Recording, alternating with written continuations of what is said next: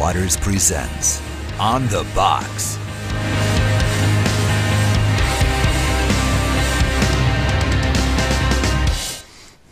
Good afternoon, everybody. Welcome to the Friday edition of On the Box. I've got good news! What's your good news? I got two pieces of good news. Okay. Kerry Roman said that Eddie can come out and play at the Super Bowl outreach. That's good news. It's good news for me. Yeah. The other good news is we have Melanie, Grace, and Carson with us from South Carolina. Yay. Melanie is usually in the chat room, and so there's one less of the On the Box faithful in the chat room today. She's live. But Yeah. she brought her beautiful daughter and her strapping young son. They're out here visiting for a few days. And I'm looking over there because that's where they are. They wanted to be with us on the Box. Because you're here. Okay. It's like 2 days and three. How many days this week have you been on the Box? A lot. A lot. And we got Three's a Scotty lot. with us 2 days in a row. Scotty, how you doing, brother? I'm doing great. All right, settle Glad down. to be here. Good. Did you tell me to settle down? I did. That's because I'm so exuberant, right? And the guys are real busy behind the cameras, apparently. Too busy to show Scotty. Can we show Scotty? He's feeling neglected over there in the dean's office. There he is! Hey. Bright Scotty's light. in the house! All right, to be here. Tuesday, October 18th, is going to mark our 200th episode of On the Wow. Box. 200. I think, remember the series MASH? Uh-huh. I think they went 200 shows. It was a little more work probably for them, but I bet there's a lot of people watching this who have no idea what MASH what MASH is. I just dated it myself. You huh? did. Well, the three of us are I old saw enough the to remember. reruns. Knock it off. just kidding. You saw it live. Yeah. Anyways, October 18th is going to mark the 200th episode. We want to do something special. We're not sure what. On the 100th episode, we tried to burn down the place Maybe we could answer 200 questions. in 27 minutes and 30 seconds. Quick We could questions. that would be fun. I wonder how close we can If get. we get to make up the questions, we could do There that. you go. Color of sky. Clear. That's good. You could just scare me. Anyways, email us your suggestions for the 200th show at onthebox@livingwaters. You jumped. You I actually did. jumped. onthebox@livingwaters.com. onthebox@livingwaters.com. I haven't been announcing the giveaways. Let me just say this. Yeah, go right ahead. Anyone out there, wouldn't you jump if this guy was right next to you and he did what he just did? They also Tony's missed. loud. I am I got to give him Scotty, you're loud. that. Yeah. On the box, you're That's loud. what you keep saying, but Well, everybody says you haven't heard everybody- yourself yet. You haven't been next to yourself yet. It's true. I can't hear myself. All this open air I have preaching has been ruined next my to hearing. yourself. All right. Okay. The giveaways. What are we giving away this week? We're giving away Cy Tim Bruggenkate's debate with Paul Baird, which really wasn't a debate. It was more like slapdown. A lesson. It was a lesson. Yeah. A lesson in Mr. Baird got taken to school presuppositional by apologies. Cy Tim Bruggenkate. Yep. So we're going to give that away. That's first prize. Yeah, I know it's not. I know, guys, it's not on there. Second prize, I think, is 10 copies of the 180 DVD, Awesome. and third prize is 5 180 bumper stickers. That's worth either $50 or $10, which depending on how you order it on the website. Not the bumper sticker. What? Well, do you, what? They're 10. The What? DVDs are 10 for $1 if you buy 10. 10 for $1 each. If you buy 10, yeah, 10 for $1 if you buy 10. But Yes. if you buy them one at a time, they're $5 each. Oh, so if you'd make 10 different orders. Yes. That's crazy. We're confusing them. On the box at livingwaters.com, on the box at livingwaters.com, full name, full address, and your zip code, please. Enter only once this week, and we will announce winners on Monday. There'll be a test later. All right. Today's 180 objection. Would you believe? Why do people keep objecting? Well, they hate God, and they hate unborn children. Not all, not all, but Okay. I get all the objections. Okay. All the 180 feedback is coming to my does computer. it make you cranky? More than 10 to 1 are positive, and I get to read some of the most amazing stories from people. There are a few that make me cranky, yeah, but the ones that are good, they just Make far you away happy. make me happy. Okay. And I am happy. How many comments are we getting? I think now we're up over 1,500, Wow. and it's a 10 to 1 ratio positive to And this to is negative. just what they're actually emailing to you off Yeah, the site. This right. doesn't include the Facebook Doesn't include comments, Facebook, Twitter, which are like there's a Google Plus. new comment every couple minutes. It Right, seems yeah, like no, on these are just Facebook. the folks who have watched 180 on the 180movie.com website and then take the time to hit the feedback button and send us an email. I mean, That's great. yeah, that's quite a few. That's awesome. All right, so here's the objection. I thought your history lesson on World War II and Hitler was informative and apparently educational for the younger generation. Makes me question what the schools are teaching and calling world history these days. Good question. Yeah. But, it always comes with this, I was sickened and turned off entirely so much that I didn't want to watch the whole production because of your using this format to tout your pro-life views. Personally, I don't honestly know if I could have ever aborted a fetus, but I believe those judgments need to be left up to God himself. Let me never judge a person until I have walked a mile in their moccasins. I don't know what the Moccasins? need. I don't know what the need for the Indian reference was, but he wrote moccasins, and so Okay, I said the word moccasins. Okay. All right. So the objection is, hey, you can't question someone having an abortion until you've walked a mile in their moccasins. What do you think? Boy, well, I think this brings up just the whole issue of, is it okay for us to say something is wrong or right without having gone through this person's personal experience?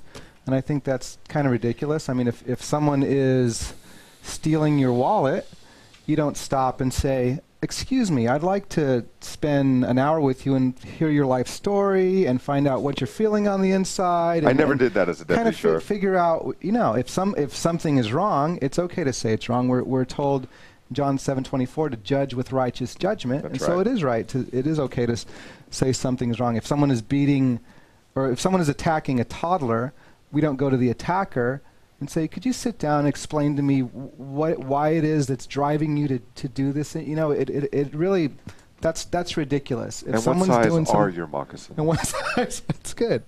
Are you mocking them? And See, you're the one-line man. we I don't. It's, So anyway, they're all bad but funny. whether it's with abortion, that's good. I thought you said funny but bad. The whole issue of abortion, the main issue is this: is it justifiable to kill an innocent, defenseless human being, regardless of where they're at, whether they're in a bassinet, whether they're in an old folks' home, whether they're in a womb? The issue is it okay to kill a human being in the womb? And the answer is no. And so all these other arguments, you're supposed to understand, walk a mile in their moccasins or whatever, it's just kind of, it's changing the subject is what it's Well, what it's and the doing. people who make this argument, never judge someone until you've walked a mile in their shoes, are hypocritical because they make these kind of judgments every day of their life. They're judging you, and they've never walked They've in your moccasins. never walked a mile in my moccasins. They're wide moccasins. Still, we're 4D or 4E. I have a wide foot. Okay, Lots of leather to make my moccasin. But yeah, yeah, okay. he does. While he's figuring out the size of my moccasins, Scotty, what do you think about this one? I actually had a lot of thoughts on it, but the guy complains. I think it's a guy. I guess I shouldn't judge that, but didn't watch the whole production. First of all, is my first complaint. So you're judging something that you know nothing about because you didn't watch it. I was sickened and turned off entirely by it so much that I didn't watch it because of your using this format to tout pro-life views. The parallel is so striking. It's amazing that people write these kind of comments. We have abortion clinics in our own backyard, and the Holocaust was being done in the backyards of the Germans, villagers. And when the Allied forces came in, they marched those people out of their villages and into their backyard and made them look at the aftermath. Wasn't even the acts, and they couldn't handle it. I just got through watching some of the Holocaust vintage footage. You can go to the Holocaust museums, and they have footage and stuff.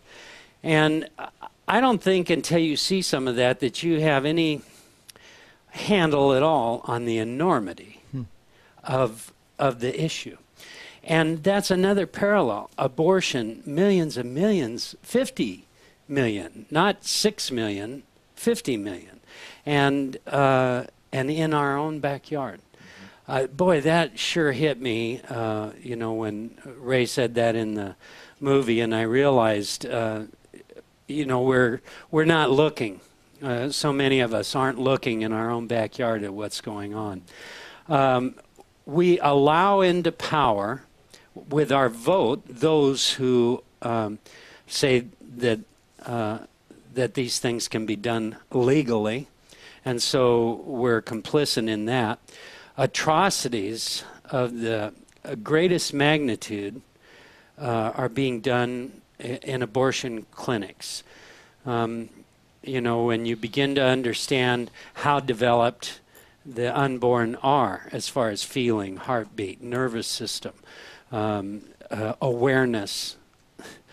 Read some of the stories. The atrocities are just beyond, what we comprehend. And lastly, the rights of the unborn. Through another email, it prompted me to look at some things. You can go on Wikipedia and look up unborn victims, because in 2004, the Unborn Victims of Violence Act of 2004 was passed and signed by Bush, that the law defines child in utero, or child in the womb, as a member of the species of Homo sapiens, and violent acts or injuries done to them, they have the rights, and this is by law. There's another place you can look up, feticide, which is an act that causes the death of a fetus, and so in legal context refers to a deliberate or incidental killing of the fetus due to a criminal human act, like a fight or something like that, or a blow to the abdomen. And it's all protected except for abortion. Yeah. That's legal. A little off point, but Scotty brought something to mind. In California, we have what's called Medi-Cal, which is government-funded health insurance here in California. And I was doing some research on the abortion issue some time ago, and Medi-Cal, government-funded, provides abortions. Okay? On the same website, same Medi-Cal website, it talks about prenatal care, and it refers to the unborn child as a family member. You obtain a certain amount of health coverage for your unborn family member. So the same government entity that says that the unborn child is a family member is providing a means to kill the family member. I wonder how many times. I wonder if there are any cases where someone was on that insurance getting the prenatal care for their family member, and then they got to a point where they, for whatever reason, they decided they wanted to abort it, and then they get the same insurance for, Yeah. I mean, in this world, I'm sure stuff like that happens, but crazy. It's amazing. All right, we're going to go off 180 here for a little bit. This question came in a couple of days ago. My daughter is 16. She professes to be saved, but when it comes time to go to outreach events for evangelism, or even talking to her non-Christian friends, she is very hesitant and almost hostile about it. Should I consider that as a big red flag regarding her daughter's salvation, or his daughter's salvation? Oh, so whether she's saved or not? Yeah. Is my daughter unsaved because she's hesitant, even hostile about evangelism? I don't know. I mean, I definitely believe that if a person is saved, they will want to evangelize. They'll have a desire to share. But boy, I don't know if a Christian being afraid to evangelize and succumbing to that fear necessarily means that they're not a Christian. I mean, I know with myself, I went through, years of wanting to evangelize and having the desire to, and starting those conversations, but then stopping and just basically being a big coward when it came to evangelism. And again, I don't know your daughter obviously, but I think that might be an issue. Just is fear the issue? Period. Yeah, I think we need to be so careful. There's a growing trend, unfortunately, in evangelistic circles of believing that we have some kind of authority to separate the tares from the wheat. When Jesus expressly says, "Don't do that. Leave that to my angels." On the day of judgment, he'll separate the tares from the wheat. And why does he say not to do that? Because in trying to remove the tares from the wheat, you end up injuring wheat. And especially those of us who are evangelists and who have children, I think we've got to be, I've made this mistake with my own girls in years past. We've got to be so careful not to equate their fear of evangelism or hesitancy to evangelize as evidence that they are unsaved. And if we communicate that to our kids, we could very well be injuring wheat by being concerned that they are tares. So I think the question to ask your daughter, the key here for me is that you say she's almost hostile. There's a difference between being hesitant and hostile. I'd sit down and have a conversation with your daughter and ask her, why do you not want to do this? Do you not think it's important?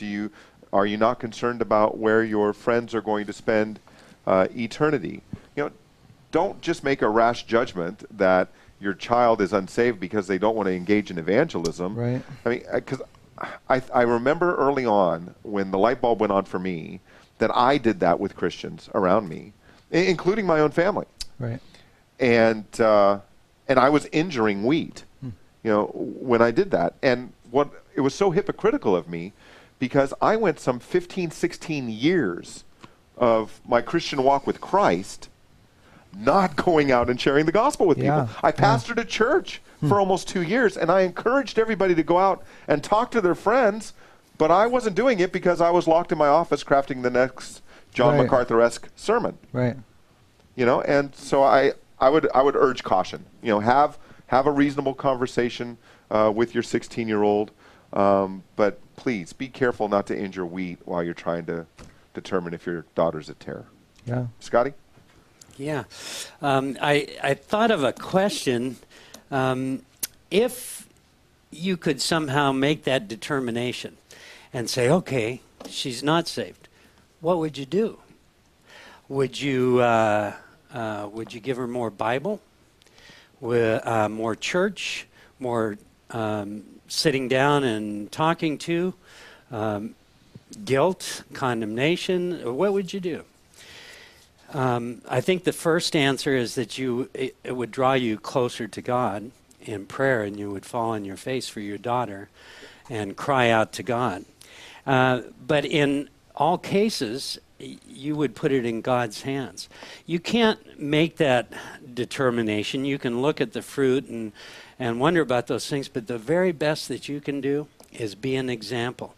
Whatever the case is, whether she is saved or isn't saved or those things, your example encourages people in the right way. So make sure that your example is right. And be steadfast and persevere and stay close to the Lord and petition God for those things. Ask him to give you a peace. Yeah, good answer.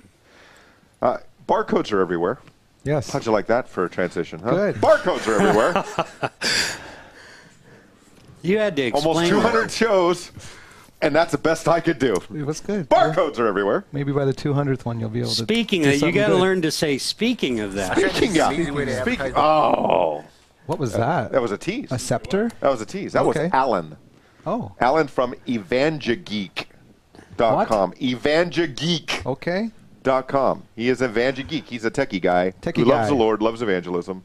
He put together a short video of how you can use a barcode, a QR code, in a really neat way to get the word out about 180. Take a look. I was trying to think of an easy way to advertise the 180 movie until my back of the car window decals came in, and here's what I came up with. Simply a QR code that I created and printed out, and we'll have these available on the internet at an address that will be included in the video. And nowadays almost everybody has smartphones, and a lot of people use the barcode readers. Especially, I kind of figured the target age of the audience for the movie will have barcode scanners, and all you have to do to use this is this. Simply take a smartphone with a barcode scanning application that's capable of reading QR codes, which is really most of them nowadays. Fire up the application, point the phone at the car, reads the code, and sends you to 180movie.com. Nice thing about this is it's usually stored in the history of the barcode scanning application, and there's usually an option that allows you to share it via email or SMS. Or the person who scans the code can simply click on the link and it will direct them to the 180movie.com website, where they can also just click on the movie and watch it. And after doing that for the car, I also came up with this idea, which is simply a sheet of paper with 12 QR codes on it, which you print out, and then you cut them out into individual codes, which you can leave up on bulletin boards, laying around, pretty much anywhere you put a track. Same deal with those. Take the phone, aim it at it, directs you to 180movie.com.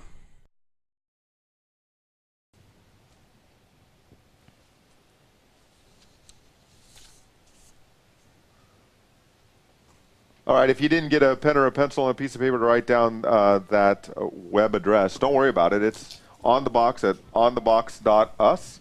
Onthebox.us, we have a link up there to the video and to the EvangeGeek website where you can get those codes. I heard a phone. That is cool. I mean, I've seen on like, in colleges they'll have the bulletin boards and all these posters for like, concerts and different stuff, and you always see those little square things, and people just chung chung chung.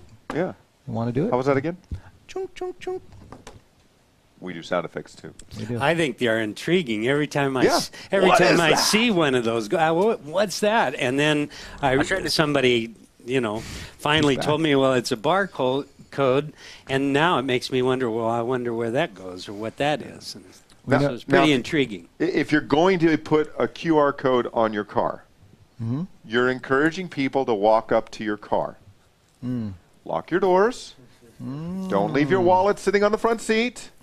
Don't leave anything that has your personal information out there in the open, because they might want more than just the That's a good point. QR code, right? So we actually have a QR code on the World War II track. There it is right there. There's a sound effect for that too. So anyway. That was a little weaker than the last one, but World War II intelligence test. Yeah. All right. All right, we got about 4 minutes left. Some of the other questions we have that we're going to get to, and we'll keep having Scotty on until we get to them. I got a good question from the chat room. All right, here it is. Okay. How do you answer a false convert who tries to justify marijuana usage through perverting Genesis? And there's the one scripture in Genesis that says God has created all herbs and vegetation for our use, basically. Yeah. Go ahead. Well, I don't want to be like Mark and read your answer and then share it. But it just came to me. But that's it just came to me. Well, before you answer, I actually have a different answer. But go ahead. So basically, I've heard this once in a while. You're talking to a person and says, "Well, there's nothing wrong with smoking pot because God created the plants. God created marijuana." And I heard a great answer the other night. A guy was open air preaching, and someone said that to him. God created marijuana, so it's okay to use since God made it. And this guy basically answered back. He said, "Well, poison ivy was created by God too. Why don't you smoke that?" I thought that was pretty good. But it's just someone out there is going to try. I mean, maybe not our viewers, this is true. But they're going to try maybe not our poison faithful ivy. viewers. I am really confident that neither Grace nor Carson are going to smoke marijuana anytime soon, or poison ivy anytime soon. But someone's going to, dude, I wonder what that's like, man. That's good. You like that? Well, I'm sorry, I arrested a lot of people like that. But, okay. But marijuana's a weed. And when did weeds enter into the world? After the fall, when sin entered into the world. Good. That's right? why they call it weed. That's why they call it weed. So, yeah, I don't know if I'd be If he goes to Genesis to justify it, we can go to Genesis. Genesis. You still got your moccasins on? I still got they're a little tight, and I think that's why I didn't say Genesis right. Well, I know Scotty's probably gotten this objection a million times down at Huntington Beach. Yeah, I use the same. The protesters are out there saying, legalize the dope. True. I use the same response every time. I heard it from Ray. You know why they call it dope, don't you? Because it makes you dopey. And that usually quiets them down a bit, or slows them down anyway. They're already slowed down. The first part of my career in law enforcement, I wasn't a chaplain. It was the last 8 years of my career that I served as a chaplain, and I was a little unique in that most chaplains don't carry a gun. Right? Most chaplains don't also have police powers. Well, I did. So I wore a star on my chest and crosses on my collar. Nice. And I remember the first time I went out with the crosses on my collar working patrol, I hooked this guy up for some dope, right? And I'm putting the handcuffs on him, and he looks at the collar and he says, what's that mean? I said, oh, I'm a chaplain. He said, what's a chaplain? I said, well, it's like being the pastor for the deputies. And he gets this big grin on his face. And he looks at me and says, so you're going to forgive me, right? That's good. I like that. Yeah, I did too. And I put him in the back seat, and I said, young man, I forgive you. These are only the consequences for your actions. Good. Stat. That's good. Yeah. Do we have any other questions, or do you just want to play with that one? one? Did you used to have like chaplain stickers? Because I know that chaplain stickers? You know, police officers sometimes are like police officer stickers or fireman stickers. Did you ever have chaplain stickers to give out? No, coloring books? we had no budget in the chaplain corps. No budget. There's whatsoever. no chaplain coloring books for kids. No. All right. No. Hey, we're down to about 30 seconds. This show went by fast. 30 seconds. One quick question. Oh, yeah, okay. What is the lowest age? What is the lowest age that someone should give, like, $1 million bill tract to? The lowest, as long as they're old enough to understand what it is that they're reading. Yeah. Yeah. Sometimes, though, I'll give a tract to a child knowing that it's going to be either taken or given to their parent, right? But, you know, you do want to be careful, though, with what tracts you use with young children. Sure. Certainly under a certain age. Well, we got tracts for We children, do. We have tracts for kids. But I don't know if I would want a 5 or a 6-year-old walking up to mommy and daddy, or, you know, they're just old enough to read, and saying, Daddy, what's lust? You know, I don't, point. Right? I try to avoid using the 7th commandment with conversations with children, or handing tracts to young children that include that. No, that's a great point. You know, so as to not put the parents in an I hand a $1 million bill to everybody, especially kids. And I let the kids hand it to the parents. Yeah, sure. I know it's going to go somewhere. Yeah. And kids, how do you refuse a kid? You know, I want one of those. Yeah, So- it's usually not good form to be an evangelist on the street when a kid comes up and says, "Can I have one?" And you say, "Get away from me, kid! You bother me." That's not. You don't do that. And it's not that That I would not don't be have very chaplain reservations. of you. I think about that for, What's 10, worrying about, the wording or different things, and that bothers me for about 10 seconds, and then I go on. All right, we're out of time. So go bother someone this weekend with the gospel. Either preach in the open air, engage someone in a conversation, hand out tracts, hand out lots of them, and be encouraged, strengthened, and unafraid. Proclaim the gospel. We'll see you next week.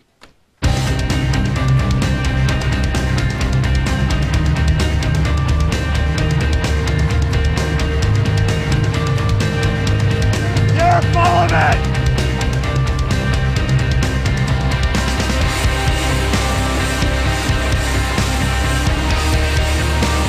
Living Waters presents On the Box.